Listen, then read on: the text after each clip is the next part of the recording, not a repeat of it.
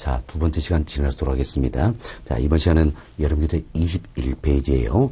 21페이지 보시면 상단에 답은 동산과 부동산의 법률상 차이다. 여기서부터 설명하도록 하겠습니다. 일단 답은 앞에다가는 별표 2개 해놓으시기 바라겠습니다. 2개 해놓으시고 표 1-4를 보세요. 이 표를 통해서 정리하시면 될 내용이에요.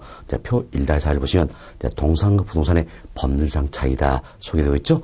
자, 먼저 첫 번째 칸입니다. 공시 방법입니다. 자, 저희들이 지난 시간에 배웠습니다. 동산, 부동산 모두 다 내 것임을 어때 알려야 된다는 이야기예요. 내 것임을 알리는 게 뭡니까? 공시한다. 이 같은 공시의 원칙은 동산, 부동산 똑같이 적용이 됩니다. 결국 동산도 부동산 내 것임을 알려야 된다는 이야기예요. 다만 공시 방법의 차이가 있을 뿐이다라는 겁니다. 그래서 동산의 공시방법은 뭡니까? 내가 가지고 있는 그 자체죠. 점유. 그렇지만 토지나 건물, 부동산 때 등기라는 공시 방법을 채택하고 있다. 이렇게 보시면 되겠어요. 그 아래 칸 봅시다. 권리 변동입니다. 자, 동산은 인도로서, 즉, 내가 가지고 있는 걸 넘겨주는 거죠. 점유의 이전이다. 즉, 인도 일 통해서 권리의 변동이 일어납니다. 반면 부동산은 등기를 통해서 권리의 변동이 일어난다. 이렇게 보시면 되겠습니다. 다음, 그 아래 칸 보세요. 아래 칸 보시면 공신력이다. 소개되어 있죠? 이 부분이 조금 까다로운 부분이에요. 자, 설명을 좀 들어보시기 바라겠습니다. 자, 여기 보세요. 근데 우리가 공신력이다 이야기하는데, 이는 공신의 원칙이다. 이렇게 표현합니다. 공신의 원칙이다. 이때 이제 신자가 뭡니까? 믿을 신자예요. 믿을 신자에서 권리의 공시 방법을 믿고 거래한 선의 제3자를 때 보호해 주어야 된다. 이 같은 원칙을 가려서 우리가 공신의 원칙, 공신력이다. 이렇게 표현하는 겁니다. 자, 그럼 우리가 이제 이런 예를 한번 들어봅시다. 내가 이 같은 A 건물을 A라는 이 건물을 어때? 이 건물을 매매를 했다는 이야기예요. A라는 이 건물을 매매를 했습니다. 그럼 나는 30억을 지불하고 샀다는 이야기예요. 샀다. 누구랑 거래했을까요? 바로 A라는 건물의 등기부상 소유자 있겠죠? 그렇죠? A 건물의 등기부상 소유자와 어때? 나는 거래를 했다. 그래서 나는 A 건물의 등기부상 소유자에게 어때? 30억을 지불했겠죠? 처음 30억을 지불했습니다. 지불하고 등기부상 소유자로부터 어때? 열쇠까지 넘겨받아서 나는 어때? 이 A라는 건물에 어때? 거주하고 있다는 이야기야. 그런데 느닷없이 이제 A라는 이 건물에 어떻습니까? 실소유자가 나타났습니다. 그럼 실소유자가 나타나서 나는 거래한 적이 없다는 이야기예요. 그래서 어때? A라는 건물 비워달라. 이렇게 나에게 이야기하는 겁니다. 그럼 나는 어때? 30억을 지불하고 A라는 건물 샀죠? 예, 샀죠? 어때? 예. 자, 바로 건물 비울 수 있어요? 없어요? 없죠? 그럼 결국은 나와, 실소유자 간의 법적인 실쟁이 일어나게 된다라는 겁니다. 그럼 우리들의 경우에는 누구 편을 들어주니까 바로 실소유자 편을 들어준다라는 겁니다. 실소유자 편을 들어준다. 그럼 나는 어떻게 됩니까? 당연히 건물 비워줘야 되겠죠? 그럼 어때? 30억, 이거 어떻게 됩니까? 내가 거랬던 등기부상 소유자에게 어때? 30억 손해배상 청구해서 돌려받아야겠죠? 그러나 이게 결국 쉬운 일은 아니다는 이야기예요. 결국 잡으세요. 나는 부동산 권리의 공시 뭡니까? 등기지요. 그럼 등기를 믿고 거래를 했다는 이야기예요. 이것은 선의 제3자는 결국 나는 보호를 받는 거 못 받는다는 이야기예요. 이처럼 부동산은 공실의 원칙이 인정되지 않는다는 거예요. 않는다. 뭐 때문일까요? 바로 부동산은 굉장히 고가의 상품이기 때문에 진실한 권리관계를 중시하겠다는 겁니다. 또한 우리나라의 등기제도에 문제가 좀 있습니다. 우리나라의 등기제도는 형식적 심사주의를 채택하고 있어요. 결국 서류만 보고 등기를 해주는 겁니다. 그래서 실소유자인지 아닌지 그때 확인을 안 한다는 이야기예요. 그래서 아주 드문 사례지만 서류를 때 위조해서 등기한 경우도 있다는 겁니다. 그럼 경우에 따라서는 이 같은 어떻게 거래사고가 날 수 있겠죠? 그럼 이 같은 거래사고를 예방하기 위해서는 어떻게 됩니까? 반드시 등기상 소유자와 실소유자가 일치하는지 일치한지 이 여부를 어때 확인을 하고 거래를 해야 되겠다라는 거. 그럼 어떻게 확인할 것인가? 뭐 이제 여러 가지 방법들이 있을 수 있겠죠. 예를 들어서 등기 권리증을 확인한다든지 또는 어때 재산세 납부증명서 일 통해서 확인한다든지 자, 이 같은 방법을 통해서 반드시 등기부상 소유자와 실소유자가 일치한지 여부를 어때 확인을 한 후에 거래가 돼야 된다. 그래야지 어떤 거래사고를 미연에 방지할 수가 있다. 이렇게 생각하시면 되겠습니다. 그래서 사례를 들어서 말씀드렸지만 이건 좀 어려운 내용이에요. 그래서 여러분들이 결론만 그냥 외워버리셔도 크게 문제는 안 되는 부분입니다. 자, 부동산은 공신력, 즉 공신의 원칙이 인정이 됩니까 안 됩니까? 안 된다는 거예요. 안 된다. 그렇지만 동사는 선의취득에 한해서 인정이 되고 있다. 이렇게 보시면 되겠어서 교재 보세요. 교재 보시면 이제 세 번째 칸 공신력이죠. 동사는 선의취득에 한해서 인정이 되고 있다. 그러나 부동산은 불인정 나와 있잖아요. 그래서 부동산은 공신력, 공신원칙이 인정되지 않는다. 이렇게 이해하시면 되겠습니다. 다음 그 아래 칸 보세요. 아래 칸 보시면 질권 설정이다 소개되고 있죠. 이때 자 우리가 또 앞으로 우리 교재 4장에서 더 구체로 학습할 내용이에요. 자, 질권입니다. 질권에는 권리가 있어요. 이때 질권이 설정되기 위해서는 계약과 인도가 필요하다는 이야기예요. 그럼 동사는 어때? 인도 넘길 수 있겠죠? 그래서 질권 설정이 가능합니다. 그러나 부동산은 인도가 됩니까? 안 됩니까? 안 되죠? 토지 떼어내다가 갖다 줄 수 없다는 이야기야. 인도가 되지 않는다. 따라서 부동산은 질권 설정이 됩니까? 안 됩니까? 안 된다. 이렇게 보시면 되겠어요. 그래서 교재 보시면 동사는 질권 설정이 가능하죠? 그렇지만 부동산은 질권 설정이 때 불가능하다. 이렇게 보시면 되겠습니다. 자, 다음은 그 아래 거 보세요. 먼저 저당권입니다. 저당권은 계약과 등기를 구성 요소로 하고 있다라는 겁니다. 따라서 동사는 등기 대상이 아니죠. 따라서 동사는 저당권 설정이 안 된다는 거예요. 그러나 부동산은 등기 대상이 되는 거죠. 따라서 저당권 설정이 가능하다. 이렇게 생각하시면 되겠습니다. 그래서 저당권은 동사는 어때? 설정 불가능. 그렇지만 부동산은 설정 가능이다. 이렇게 생각하시면 되겠어요. 다음은 용익물권이라는 게 있어요. 자, 용익물권이다. 용익물권 여기에도 세 가지가 있습니다. 세 가지. 지상권, 지역권, 전세권. 이처럼 용익물권에도 세 가지가 있다. 용익물권은 사용하고 수익하는 물건이어서 사용, 수익 여기에 줄말이 용익이다. 이렇게 생각하시면 되겠어요. 그래서 용익물권에도 지상권, 지역권, 전세권 세 가지인데 동사는 설정이 안 되는 겁니다. 자, 부동산에서 설정이 가능하다. 이렇게 보시면 되겠어요. 결국 용익물권도 동사는 설정이 불가능하다. 그렇지만 부동산은 설정이 어때? 가능하다. 이렇게 생각하시고 우리 여기서 질권, 저당권, 용익물권 말씀했죠? 이분들은 우리 교재 4장에서 더 구체로 설명을 좀 드리도록 하겠습니다. 자, 그 아래 칸 보세요. 아래 칸 보시면 소유권의 취득시효다 소개되고 있죠? 그래서 동사는 10년입니다. 10년. 그렇지만 선의취득의 경우에는 5년이다. 이렇게 생각하시면 되겠어요. 반면 부동산은 20년입니다. 물론 등기부 취득시효는 어때? 10년이다 생각하시고 수치를 기억해 봅시다. 동사는 어때? 10년 5년이지요. 부동산 어때? 20년 10년이다. 이렇게 보시면 되겠습니다. 그 아래 거 보세요. 무주물 귀속이다 소리인데 무주물은 뭡니까? 주인이 없는 물건이에요. 그럼 주인이 없는 물건 어떻게 되냐? 동사는 선점자. 먼저 갖는 자가 어떻습니까?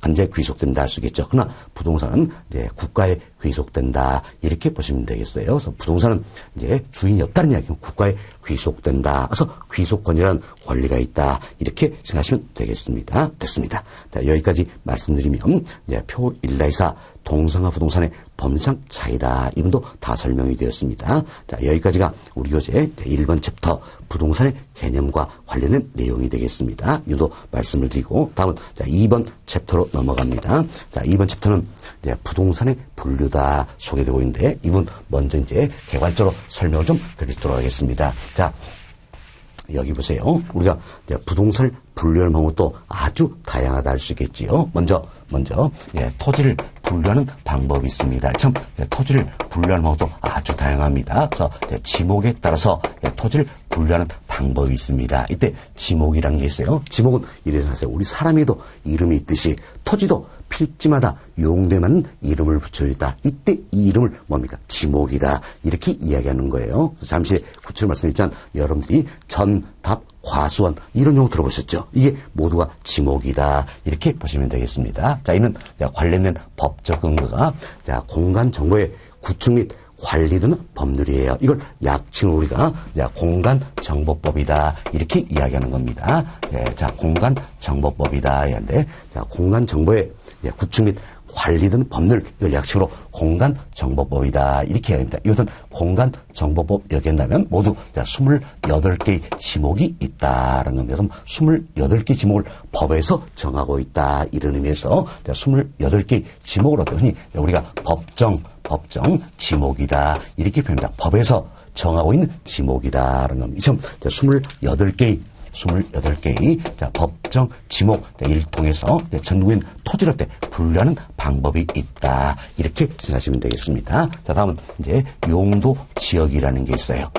용도 지역이다. 자, 이는 이제 국토의 계획 및 이완 법률이 있다는 이야기예요. 국토의 계획 및 이완 법률. 자, 이걸 약칭으로 우리가 국토계획법이다. 이렇게 표현하는 겁니다. 사실 이 내용은 우리 교재 5장에서 더 구체로 다룰 내용이에요. 그래서 국토의 계획 및 이용해야 하는 법률 약칭으로 국토계획법 이렇게 하는데 이것은 국토계획법 여긴다면 크게 용도 지역이 4가지가 있습니다. 4가지가 있다는 이야기예요. 4가지인데 여기는 먼저 도시 지역이라는 게 있고 관리 지역 그리고 농림 지역 자연환경 보존 지역이 있다라는 겁니다. 참 크게 4개의 용도 지역이 있다. 이를 통해서 그래서 전국의 토지를 분류해 보겠다. 이게 용도 지역에 따른 토지 분류 방법이다 생각하시고 이분은 첫 글자 따가지고 관, 농, 자 이렇게 기억하시면 되겠습니다. 우리 교재 5장에서 더 구체로 설명을 드리도록 하겠습니다.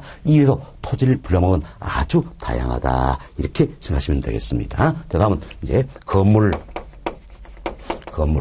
분류하는 방법이 있습니다. 참 건물을 분류하면도 아주 다양합니다. 그중에 하나만 이야기 드릴게요. 건축법 시행령이 있습니다. 그래서 건축법 시행령 별표 1 여긴다면 건축물을 용도에 따라서 분류를 하고 있다는 겁니다. 모두 29개가 있습니다. 29개의 용도에 따라서 건축물을 분류하고 있다. 이는 관련된 법적 근거가 바로 건축법 시행령 별표 1이다. 이렇게 생각하시면 되겠습니다. 됐습니다. 여러 있지만 이런 정도 이해되시면 되겠어요. 그래서 이제 저희들이 이번 챕터 부동산의 분류다. 이걸 개괄적으로 설명을 드렸고요. 다음 여러분 교재 21페이지 가본 보세요.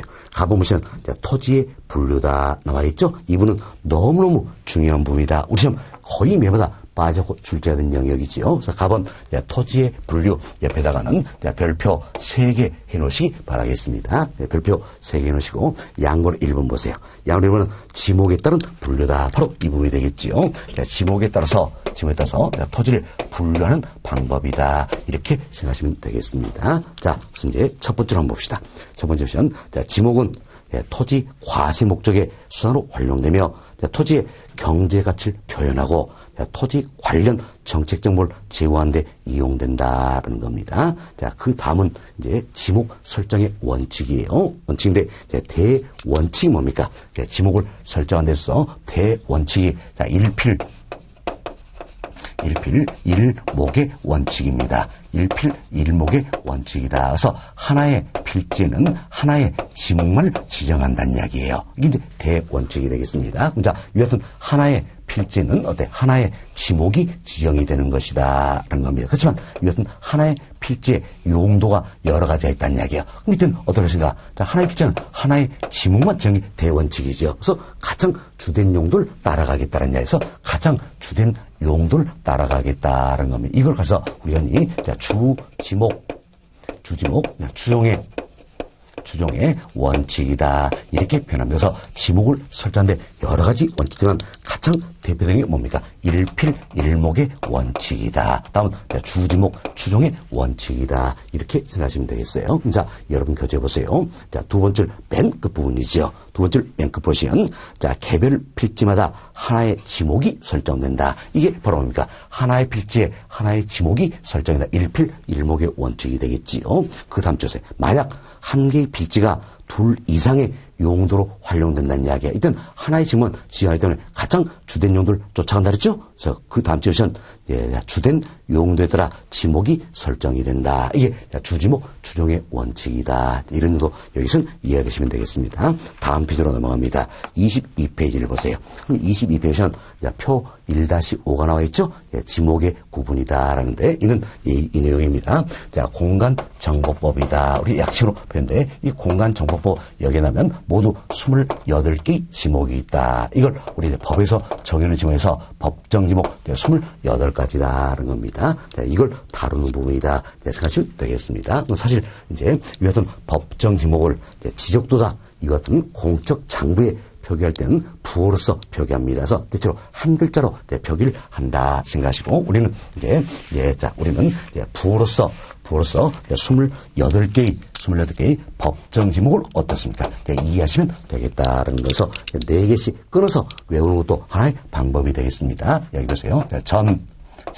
답, 과, 목, 임, 광, 염, 대, 장, 학, 차, 주, 창, 도, 철, 재, 천, 구, 유, 양, 다음 수, 공, 채, 원, 그리고 종, 사, 묘, 잡이다. 이렇게 생각하시면 되겠어요. 그래서 이제 4개씩 끊어봅시다. 전답 과목, 임광염대, 장학 차주, 장도 철제, 천구 유양, 수공체원, 종사 묘잡이다. 그래서 4개씩 끊어서 자, 하나, 둘, 셋, 넷, 다섯, 여섯, 일곱이 되죠. 모두 몇 개입니까? 28개의 법정 지목이다. 이렇게 생각하시면 되겠어요. 그렇죠?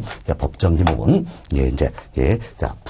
부호로 지역등의 표기하는데 부호는 한 글자예요. 그래서 우리가 부호 1 가지고 28개의 법정 지목을 외웠다. 이렇게 보시면 되겠어요. 이때 전이라는 게 있죠. 전은 쉽게 생각하면 밭이에요. 밭이다. 다음 답은 뭡니까? 논이다라는 이야기에서 밭의 법정 지목은 뭐가 됩니까? 전. 논의 법정 지목은 뭡니까?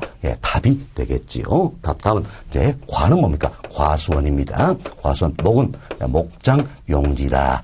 다음은 임은 임야. 광은 어때? 광천지다. 이렇게 생각하시면 되겠어요. 광은 광천지. 염은 염전. 대는 대 한 글자예요. 한 글자. 다음 장은 어때? 공장 용지가 되겠습니다. 공장 용지. 다음 학입니다. 학은 어때? 학교 용지다. 이렇게 보시면 되겠어요. 학은 학교 용지다라는 겁니다. 다음 차는 뭡니까? 주차장이지요. 주차장. 다음 주는 주유소 용지다. 이렇게 생각하시면 되겠습니다. 다음 창입니다. 창은 창고 용지가 됐고 도는 도로예요. 도로다. 다음은 철은 철도 용지가 되겠습니다. 재는 제방. 천은 어때? 하천입니다. 하천. 구는 국어. 유는 유지. 양은 뭡니까? 양어장이다라는 겁니다. 다음은 수는 수도 용지가 되겠지요. 수도 용지. 공은 공원이 되겠습니다. 공원. 공이 됐고 체는 체육 용지. 원은 어때? 유원지입니다. 유원지. 다음은 종은 종교 용지가 되겠습니다. 사는 사적지. 묘는 묘지. 잡은 어때? 잡종지. 이렇게 생각하시면 되겠어요. 이처럼 지목은 대체로 어때? 한 글자 따가지고 부호로서 표기를 하고 있다. 그래서 대체로 첫 번째 글자를 따는 겁니다. 첫 번째 글자 따서 부호 표기인데 예외되는 건 4가지가 있어요. 4가지가 있다. 자, 공장, 용지, 장. 주차장, 차. 자, 하천, 천. 자, 유원지, 원. 이 4가지만 예외가 되는 겁니다. 이들은 어때? 두 번째 글자를 따서 부호로 표기하고 있다. 그래서 두 번째 글자를 따서 부호로 표기하는 게 뭡니까? 장, 차, 천원이다. 이렇게 생각하시면 되겠어요. 이걸 이렇게 합시다. 앞으로, 장차, 앞으로 돈 1,000원이다 생각하시고, 장차 1,000원, 앞으로 돈 1,000원이다 생각하시고, 장은 뭡니까? 공장 용지지요. 차는 주차장, 천은 하천, 원은 유원지다. 따라서 지적도에 원이란 부호로 표기가 돼 있다는 이야기예요. 이는 뭘 뜻합니까? 유원지를 뜻하는 것이다. 과수원 이런 게 아니란 이야기예요. 지적도에 원이란 부호로 표기돼서 이는 뭡니까? 유원지를 의미하는 것이다. 이렇게 생각하시면 되겠습니다. 됐습니다. 자, 그래서 저희들이 이제 28개의 법정 지목을 이제 설명을 좀 드렸고요. 좀 더 구체로 몇 가지만 말씀을 좀 드리도록 하겠습니다. 자, 먼저 이제 여러분 교재 22페이지 첫 번째 칸을 봐보세요. 첫 번째 보시면 전이 나와 있죠. 두 번째 칸 답이 나와 있어요. 이건 이렇게 구분하세요. 전은 뭐라고 했습니까? 밭이라 그랬죠. 답은 논이다라는 겁니다. 따라서 이제 자, 밭과 논 이 중에 물을 상시로 이용하냐 이용하지 않느냐 이걸로 구분하는 겁니다. 어때? 물을 상시로 이용한 건 당연히 밭입니까? 논입니까? 논이죠. 논이다. 논의 법정 지목은 뭐가 됩니까? 답이 되는 것이다. 이렇게 생각하시면 되겠어요. 그래서 첫 번째 간 이게 전이란 법정 지목이 있지요. 이는 밭을 의미한다 그랬습니다. 물을 상시로 이용하지 아니하고 곡물, 원예, 작물 등의 식물을 주로 재배한 토지를 말한다라는 겁니다. 다음 그 아래 칸 답입니다. 답은 논이라 그랬죠? 논의 법정 지목은 답이 된다 생각하시고, 논은 물 상시로 이용하는 거죠. 그래서 답은 물 상시로 직접 이용하여 벼, 연, 미나리, 왕골 등의 식물을 주로 재배한 토지를 말한다. 이렇게 생각하시면 되겠습니다. 다음은 그 아래 칸 과수원입니다.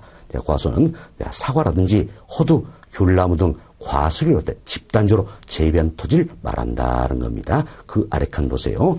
그 아래쪽 보시면 다만 주거용 건축물의 부지는 뭘로 합니까? 대로 한다는 이야기. 앞으로 우리가 배우겠지만 여기에 있네요. 대가 있습니다. 대는 한 글자예요. 한 글자인데 이때 대는 뭡니까? 대는 주로 주거용이나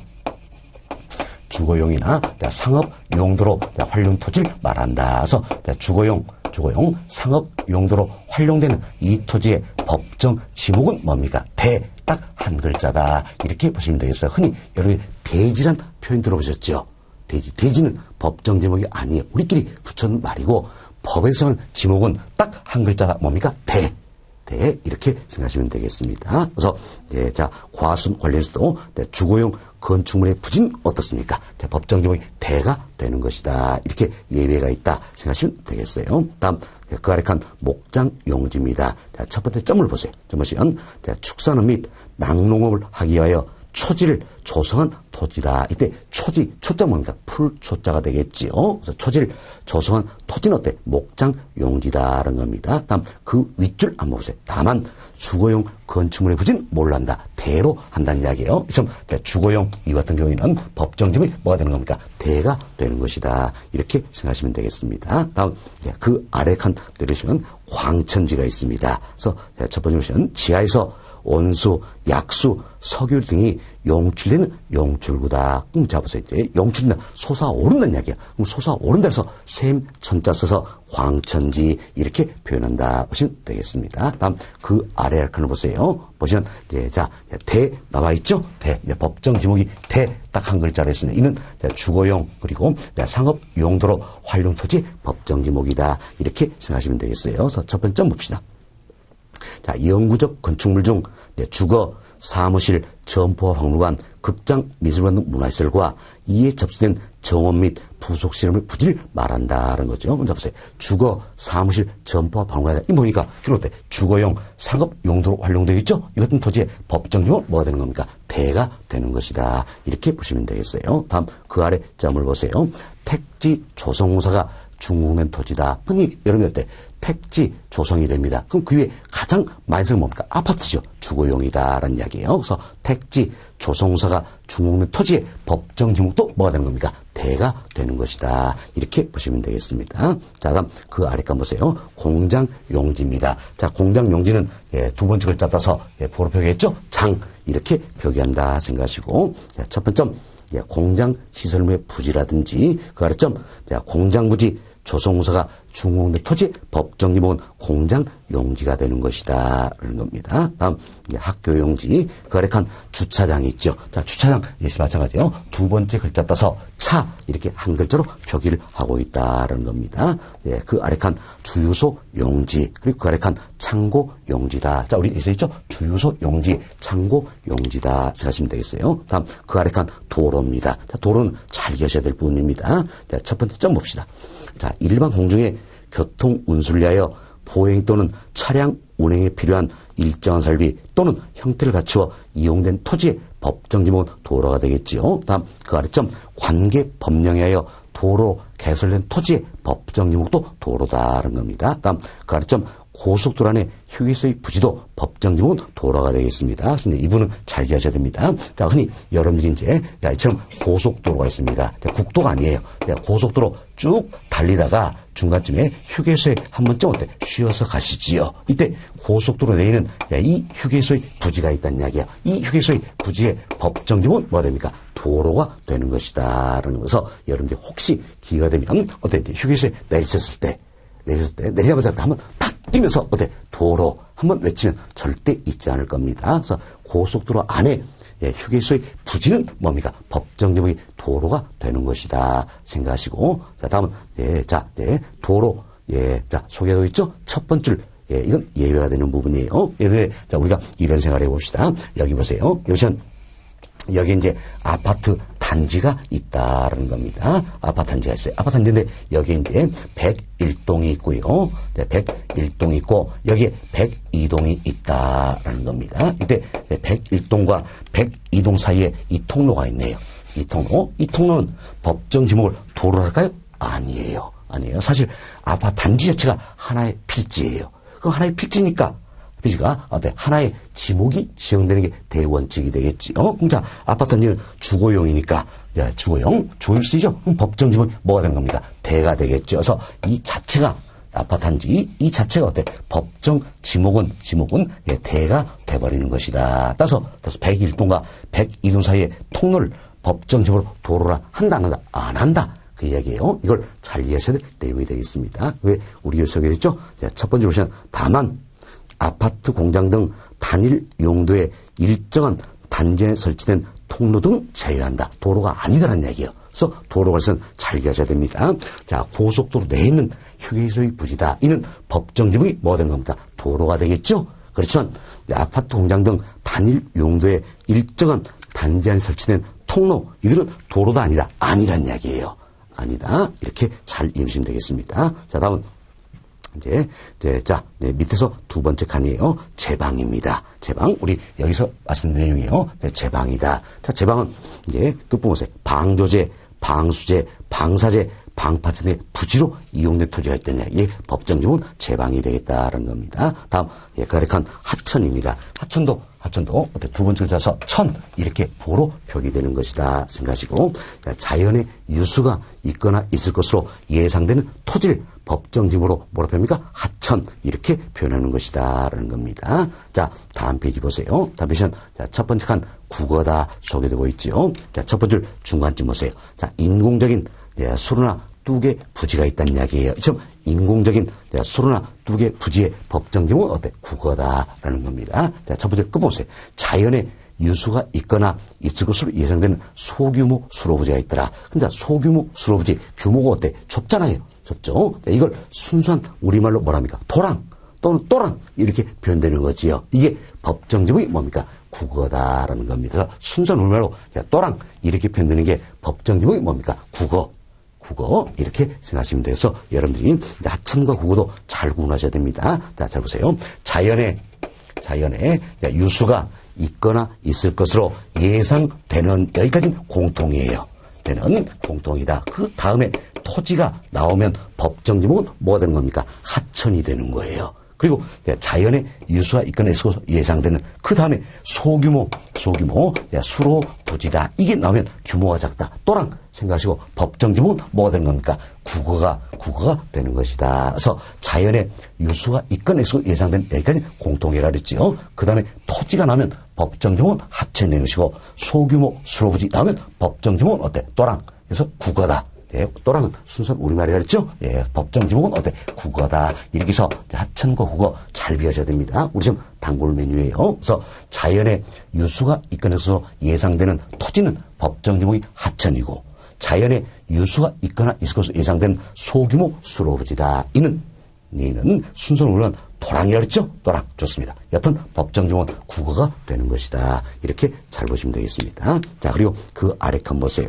여기 보시면 유지입니다. 유지는 것은 물이 고이거나 상시로 물을 저장하고 있는 댐, 저수지의 토지를 말한다라는 겁니다. 그 아래 칸, 자, 양어장이죠? 양어장. 맨 뒤 보니까 거자란 말이 들어있잖아요. 이건 오타예요. 거자 지워버리시고, 양어장이다. 이렇게 생각하시면 되겠습니다. 다음, 그 아래 칸, 수도 용지, 그 아래 칸 공원, 그 아래 칸 체육 용지가 있다 생각하시고, 그 아래 칸 유원지입니다. 자, 유원지는 두 번째 글자 따서 원, 이렇게 부호로 표기한다 생각하시면 되겠습니다. 다음, 아래로 쭉 내려봅시다. 묘지가 있죠. 묘지는 사람의 시체나 유골이 매장 토지를 말한다는 겁니다. 두 번째 끝 보세요. 다만 묘지의 관리를 위한 건축물의 부지가 있다는 얘기죠. 묘지의 관리를 위한 건축물의 부지다. 자, 이는 어때? 법정 지목이 뭐가 되는 겁니까? 배가 되는 것이다. 자, 예외되는 사항이 있지요. 그래서 사람의 시체나 유골이 매장 토지의 법정 지목은 묘지가 되겠지요. 그렇지만 묘지의 관리를 위한 건축물의 부지다. 법정 지목이 뭐가 되는 겁니까? 배가 되는 것이다. 생각하시면 되겠습니다. 다음 잡종지입니다. 첫 번째 점입니다. 갈대밭. 그 부분 야외시장, 비행장 공동으로 있더라. 이들의 법정 지목은 잡종지다 생각하시고, 그 아래점 보세요. 영구적 건축물 중 변전소, 송신소, 수신소, 송유시설, 도축장, 자동차 운전학원, 쓰레기 및 오물처장 대 부지도 법정 지목은 잡종지가 되는 것이다. 특히 이르소, 자, 자동차 운전학원에 부지가 있다는 이야기예요. 이는 법정 지목이 뭐가 됩니까? 잡종지가 되는 것이다 생각하시고, 다음은 이제 그 아래점입니다. 자, 지금까지 우리 27개의 법정용 이야기 드렸죠? 여기까지 해당되지 아니한 토지의 법정용은 뭐가 됩니까? 28번째 잡종지가 되는 것이다. 이렇게 생각하시고, 우리 교재 다른 지목에 속하지 아니한 토지 나와 있죠? 27개의 법정지목에 속하지 아니한 토지의 지목은 뭐가 된다? 28번째 잡종지가 되는 것이다. 이렇게 보시면 되겠어요. 그래서 제가 여러분께 설명드린 내용만 여러분이 이해하셔도 우리 지금 크게 문제되지 않을 겁니다. 이 문제도 잘 이해해 주시고, 혹시 녹음하시면서 말씀드리는데, 여기 보세요. 이러시면 주차장 있죠? 주차장. 이는 주차장 용지가 아니에요. 주차장 이렇게 표현된다는 겁니다. 다음 여기 보세요. 도로. 역시 도로 용지가 아니에요. 도로 이렇게 표현되는 거지요. 다음 여기 보세요. 공원.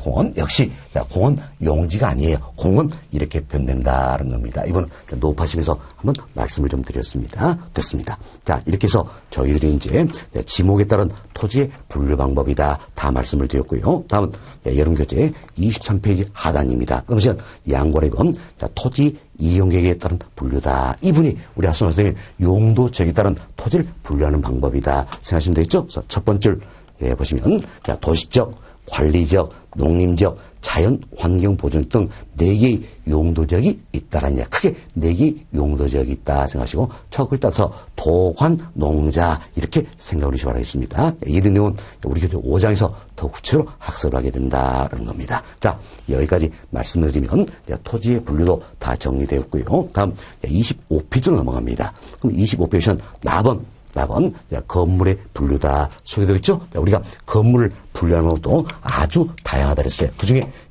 우리 하나만 학습한다 그랬지요. 하나만 학습한데, 일단 4번 건물의 분류다. 옆에다가 별표 3개 해놓으시기 바라겠습니다. 별표 3개 해놓으시고, 자, 우리가 건축법 시행령이 있다는 얘기. 그럼 건축법 시행령 별표일 여기에 말하면 건축물을 용도에서 29가지로 분류하고 있다. 이 29가지 용도 중에서 결국은 주택과 관련된 건 2가지예요. 2가지. 이 부분만 우리가 이제 정리가 좀 되시면 되겠다는 겁니다. 그래서 이제 건축법 시행령 별표일 여기에 한다면 주택은 크게 2가지가 있습니다. 하나는 단독주택이라는 게 있고, 또 하나는 공동주택이다라는 게 있습니다. 이때 단독주택도 다시 단독주택, 그리고 다중주택, 다음 다가구 다가구, 예, 주택, 그리고 공간, 참 네 가지로 분류가 되는 겁니다. 다음 공동택이죠. 공동택은 아파트, 다음은 연립주택, 다음은 다세대 주택, 기숙사, 참 네 가지로 분류가 되고 있다. 그럼 저희는 지금 건축법 시행령 여기에 근거해서 설명을 드린 내용이요. 사실 건축법 시행령에서 규정하고 있는 주택과 주택법에서 규정하고 있는 주택은 어때? 약간의 차이가 있어요. 그래서 우리는 어느 법입니까? 건축법 시행령 별별 여기에 근거해서 설명드리고 있다. 우리 교재도 바로 이 내용이 되겠습니다. 자, 그럼 먼저 여러분들이 단독주택, 공동주택 종류부터 구분을 하셔야 되는 겁니다. 그래서 우리는 공동주택 종류 네 가지를 외워버리자는 이야기예요. 네 가지를 외우는데 첫 글자 다세, 다세, 기 이렇게 생각하자는 이야기예요. 생각하자. 그래서 이제 다세, 기 이렇게 얘기하자. 광희제가 아연다기 이렇게 해서 외우라고 했어요. 외우니까 다가 다중인지 타가군지 다선지 또 구분이 안 되더라는 얘기죠. 그래서 우리가 이제 아연 다색이 이렇게 해야 된다 해서 어거주제가 말을 만들었어요. 아연으로 만들어진 다색이 그릇이다 생각하시고 아연 다색이다 이렇게 보시면 되겠습니다. 그럼 자 아연 다색이 할 때 아가 뭡니까? 아파트죠. 아파트는 누가 생각해도 공동택이다 알 수 있겠죠. 그래서 아연 다색이 이는 공동택 종류가 되겠고 여기에 해당되지 아니하면 건축법 시행에 의해서는 단독 주택이 되는 것이다. 이렇게 해서 종류를 구분하시면 되겠어요. 따라서 연립이나 다세대는 뭡니까? 연립 다세 들어있죠? 공동택에 해당되어 있고 다중 다가구는 어때? 단독주택에 해당이 되는 것이다. 이렇게 보시면 되겠습니다. 자, 그럼 먼저 우리 공동택부터 조금 더 설명을 드립니다. 자, 아파트와 연립 다세대를 구분하는 기준이 있어요. 이때 아파트와 연립 다세대는 주택수는 층수 일통에서 구분하는 겁니다. 그래서 아파트는 주택수는 층수가 5개층 이상인 경우에요. 반면 연립 다세대는 주택수는 층수가 4개층 이하인 경우다라는 겁니다. 그럼 이때 연립과 다세대는 어떻게 구분할 것인가? 연립이나 다세대는 모두 어때? 주택수는 층수는 4개층 이하죠? 그럼 어떻게 구분하신가? 주택수는 1개동의 바닥 면적계 이걸로 구분한다라는 겁니다. 그래서 주택수는 1개동의 바닥 면적계가 660제곱미터를 초과하면 연립주택이 되겠고 이하면 어때? 다세대 주택이 된다는 겁니다. 이제 여기 보세요.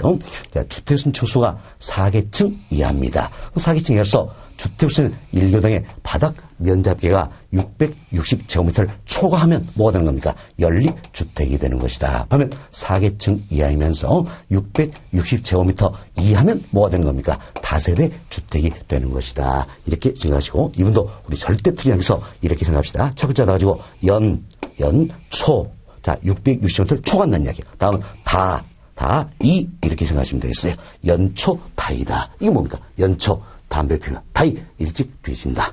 이렇게 생각하시면서 연초 다이 기하시면 절대 틀리지 않는다. 그래서 우리가 지금 공동택에서 뭘 구분했습니까? 연립과 다세대 이걸 구분할 때는 연초 다이다. 이렇게 생각하시면 되겠어요. 됐습니다. 다음 여기 봅시다. 이제 다중주택이라는 게 있어요. 다중주택이 될 수도 여러 가지 요건을 충족시켜야 됩니다. 먼저 이제 학생 또는 직장 등 여러 사람이 장기간 거주할 수 있는 구조가 된다는 이야기예요. 또한 독립된 주거 형태를 갖추지 않아야 되는 겁니다. 독립된 주거 형태를 갖추지 않아야 된다는 겁니다. 다음 주택수는 1개동의 바닥 면적 합계가 330제곱미터 이하가 돼야 됩니다. 또한 주택 층수가 3개층 이하가 돼야 된다는 겁니다. 자, 이 같은 요건을 모두 갖췄을 때, 우리가 다중주택이다. 이렇게 표현한다는 겁니다. 이 요건을 모두 갖췄을 때 우리가 다중주택이다. 이렇게 표현합니다. 다음, 다가구 주택이라는 게 있어요. 다가구 주택은 주택 수는 1개동의 바닥 면적계가 660제곱미터 이하가 돼야 됩니다. 그리고 주택수 층수가 3개층 이하가 돼야 된다. 그리고 19세대 이하가 거주할 수 있는 구조가 돼야 되겠지요. 그리고 공동택에 해당되지 아니한 경우입니다. 이 요건을 모두 갖추고 공동택에 해당되지 아니한 경우 이때가 뭡니까? 다가구 주택이 된다. 이렇게 생각하시면 되겠습니다. 자, 다음 이제 공간이에요. 공간은 국가의 고위 관리들이 공적으로 거주한 주택을 말한다. 뭐 쉽게 국무총리 공간이다. 들어보셨죠? 대법원장 공간이다. 이런 것들이 공간이다. 생각하시면 돼요. 그럼 공동주택도 아니고 다중 다가구 공간도 아니에요. 이때가 바로 뭡니까? 단독주택이 된다. 이렇게 참고하시면 되겠습니다. 자, 다시 한번 우리가 살펴봅시다. 먼저 주택수는 층수입니다. 층수. 아파트는 주택 층수가 어때? 5개층 이상이지요. 다음은 연립 다세대입니다. 연립택 다세대는 주택 층수가 4개층 이하가 되겠습니다. 다음 다중 다가구예요. 다중 다가구는 주택 층수가 어때? 층수가 3개층 이하가 되는 것이다. 이렇게 생각하시면 되겠어요. 다음 주택수는 일개동의 바닥 면적계예요. 대체로 기준이 얼마입니까? 660제곱미터 되겠죠. 하지만 330제곱미터 이하다. 참 330제곱미터가 기준된 건 어떻습니까? 다중주택이다 생각하시면 되겠습니다. 다음은 19세대 이하 이처럼 세대수 제한을 받고 있는 뭡니까? 다가구 주택이 되는 것이다. 이런 의미도 같이 정리하시면 되겠어요. 자, 이 내용이 여름교재 25페이지에 나와 있는 내용이 되겠습니다. 그래서 25페이지 4번 건물의 분류다. 자, 별표 3개 연호 잘했지요. 첫 번째 보세요. 첫 번째는 건축법상 건축물은 28개의 용도로 구분되고 있다. 나와 있죠. 여기가 오타입니다. 28개 아니라 29개의 용도로 구분되고 있다. 이렇게 생각하시면 되겠습니다. 자, 다음 표 1-6을 보세요. 1-6은 자, 건축법 시행령 여기 있을 때 용도별 건축물의 종류다. 이렇게 해서 29개 용도 중에서 우리 교재 어떻습니까? 이제 한 7가지 정도 소개가 되고 있다라는 거. 그러나 이 중에서 우리는 단독주택, 공동주택 이걸 어때? 잘 이해해 주시면 되겠다 생각하시고, 자, 지금까지 설명 다 드렸죠? 자, 설명드린 내용을 토대로 해서 동그라미 1번에 어때? 단독주택 나와 있죠? 동그라미 2번에 공동주택이다. 이걸 잘 이해하시면 되겠습니다. 먼저 단독주택도 다시 4가지로 구분된다. 단독주택, 다중주택, 다가구택, 공간이 되겠지요. 자, 이때 다중주택 한번 봅시다. 네, 자, 다중주택 보시면 학생, 직장인 등 여러 사람이 장기간 거주할 수 있는 구조로 되었는 이야기예요. 다음 독립된 주거 형태를 갖추지 않아야 된다는 거죠. 다음 이제 우리 교재 연면 나왔는데 사실은 바닥 면적계다 이렇게 표현돼야 정확한 표현이에요. 그러나 신경 쓰지 마세요. 330제곱미터 이하이고, 다음 우리 교재 3층 나와있죠. 이것도 3개층 이게 정확한 표현이에요. 그러나 크게 신경 쓰지 배웠습니다. 그러니까 3개층 이하이다. 이것은 요걸 모두 갖췄을 때 우리가 다중주택이다 이렇게 표현하는 겁니다. 자, 그리고 그 아래 칸 보세요. 주택수는 층수가 3개층 이하란 이야기예요. 이하다. 다음 1개동의 주택수는 바닥 면적계가 660m 이하지요. 그리고 19세 이하가 거주할 수 있어야 한다. 이것들 걸 모두 갖추면서 공동택에 해당되지 아니한 경우가 다가구 주택이 되는 것이다. 이렇게 생각하시면 되겠습니다. 자, 그리고 그 아래 칸 동그라미 2번입니다. 동그라미 공동택이죠. 종류부터 기억잘했죠. 아연 다색이다. 그래서 아파트, 연립택, 다세택, 기숙사다 생각하시면 되겠습니다. 아파트는 주택 층수가 5개층 이상인 주택이 되겠지요. 다음 연립은 자, 주택수는 1개동의 바닥 면적계가 660m를 초과하죠. 그리고 층수는 4개층 이하다. 그래서 연초 생각하시면 되겠지요. 다음 다세대주택입니다. 주택수는 1개동의 바닥 면적계가 660m 이하죠. 예, 주택 층수는 4개층 이하인 경우다. 그래서 연립 다세대 구매할 때는 660이 기준이죠. 그래서 연립 다세대 볼 때는 연초 다이다. 이렇게 생각하시면 되겠습니다. 됐습니다. 자, 교재는 이런 내용도 살펴드리면 될 것 같네요. 자, 이렇게 해서 저희들이 이제 2번 챕터 부동산의 분류다. 이분도 다 말씀을 드렸습니다. 그래서 두 번째 시간은 여기까지 정리할 수 있도록 하겠습니다.